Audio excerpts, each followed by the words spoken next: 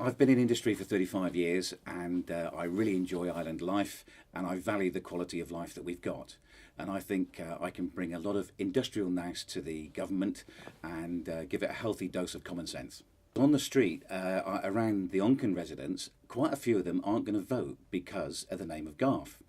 And I would follow Bill Malarkey's example and put a quick bill through, a private bill through the Keys if I'm elected, and we'll get North Onken or Onken North added on to the end of it. So it will become Garff and North Onken. And hopefully that should, alleviate the fears of these people that aren't going to vote. We've got to be positive. We've got to go forward, and people knock it. But there's been some good work going on behind the scenes. Whoever commissioned the Lifane report for a start, that's a good step in the right direction.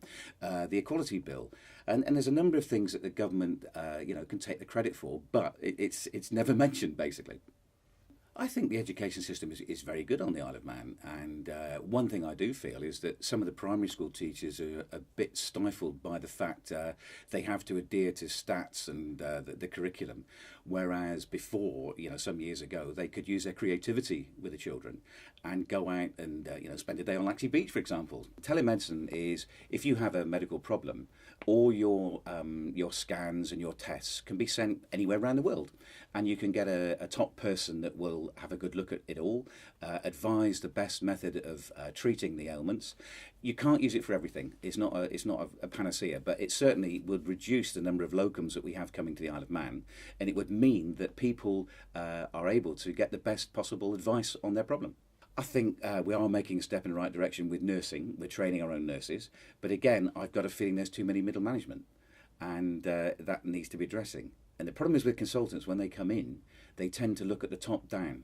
And in industry, we look at the problem at the sharp end and go the other way.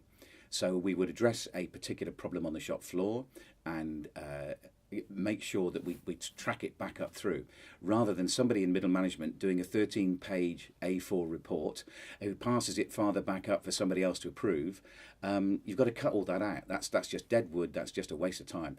Ask the guy on the shop floor who's delivering the service or doing the actual process, and he'll come up with the answers for you. If you read the Chief Constable's report, it's a very comprehensive report, and we are lucky that the crime has been reduced dramatically. But on page 111, he does put some bullet points forward. And one of them is the control of people on the boat. Now, we cannot do that at the moment because we're involved with the European protocol. And once that is lifted, we are also involved with a memorandum of understanding that also needs addressing. I have a feeling that I don't think we can unilaterally mandate that people have to show a passport. But, and it's a big but, I think we should have sniffer dogs meeting every boat and control the people that are coming on, hopefully through intelligence. And it's interesting that none of the candidates so far have mentioned educational rehabilitation. And of course, it's like the health service. Prevention is better than cure. If we can rehabilitate the prisoners coming out of Derby, and I believe the new governor is making steps towards this, we can only welcome that as a step forward, and hopefully encourage employers to give these people a chance to get back in the normal world. More economic development. We have to focus on getting the right industry. The internet-based industries are fine, but they can come quickly and they can go quickly. I would support industry and manufacturing. I would try and get more biotechnology, stem cell research, blood analysis type work, and the island can give ourselves a competitive advantage on that because the UK has certain limitations over how long the cells can develop. And as we did with the shipping registry and the e-gaming, we can bring our laws in line to give the best competitive advantage for the people that run the business. And the way you get these businesses to the island is to convince the owners of the really good quality of life on the island. And these are people that are used to commuting into Manchester for 3/4 an hour in the morning and coming home 3/4 hour at night. When they get to the Isle of Man and they get a flavour of the fact you can be home in 15 minutes, you can be on the beach with the grandkids in 20 minutes, then they start really thinking about seriously relocating to the Isle of Man. We do have a little bit of unemployment and we do have a lot of jobs available.